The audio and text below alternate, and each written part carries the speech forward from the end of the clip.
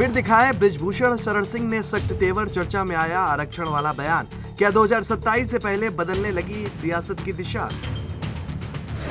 आरक्षण पर दागा बृजभूषण ने बड़ा सवाल, सियासी गलियारों में दिखने लगा घमासान।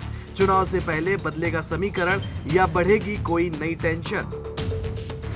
दबदबा था, दबदबा है और आगे भी दबदबा रहेगा। और इस बार बृजभूषण शरण सिंह ने फिर वही तेवर दिखा दिए हैं जिन्होंने सियासत के गलियारों में हलचल मचा दी है। अयोध्या के मन से दिया गया उनका बयान सिर्फ एक लाइन नहीं रहा, बल्कि 2027 के चुनाव से पहले एक बड़ा राजनीतिक संकेत बन गया है। जब उन्होंने कहा कि 75 नहीं 175 साल तक आरक्षण ले लो, तो ये सीधा सीधा उस बहस को छू गया जो सालों से देश की राजनीति के केंद्र में रही है। और यही वजह है कि अब इस बयान को सिर्फ भाषण नहीं बल्कि चुनावी रणनीति के रूप में भी देखा जा रहा है। बता दें कि परशुराम जयंती के मौके पर ब्राह्मण समाज के बीच खड़े होकर बृजभूषण ने जिस तरह से आरक्षण व्यवस्था पर सवाल उठाए, उसने सियासत का तापमान बढ़ा दिया है। उन्होंने साफ कहा कि आजादी के इतने सालों बाद भी अगर समाज के कई वर्ग पीछे हैं तो इसका मतलब है कि सिर्फ आरक्षण ही समाधान नहीं।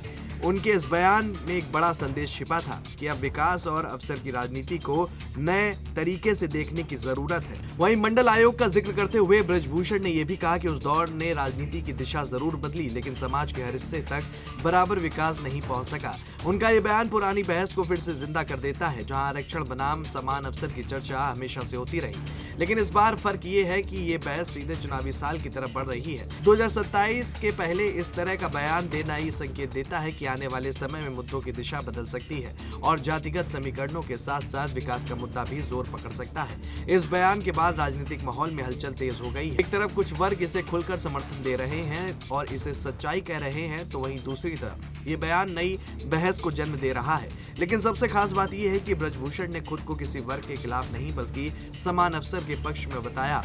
यही लाइन उनके पूरे बयान का केंद्र बनती है, जो उन्हें एक अलग राजनीतिक पोजीशन में खड़ा करती है। देखा जाए तो अयोध्या से निकला ये बयान अब सिर्फ एक मंच तक सीमित नहीं रहा, ये 2027 के चुनाव से पहले सियासत की नई पटकथा लिखने का संकेत देता हुआ नजर आ रहा है। आरक्षण, सामाजिक संतुलन और विकास जैसे मुद्दे अब फिर से केंद्र में आ सकते हैं। अब देखने वाली बात ये होगी कि क्या ये बयान आने वाले दिनों में और बड़ा रूप लेता है या फिर सियासत इसे किसी और दिशा में मोड़ देती है। लेकिन फिलहाल इतना तो तय है कि बृजभूषण ने एक बार फिर सियासत के केंद्र में खुद को ला खड़ा किया है और 2027 की लड़ाई से पहले माहौल को पूरी तरह गरमा दिया है।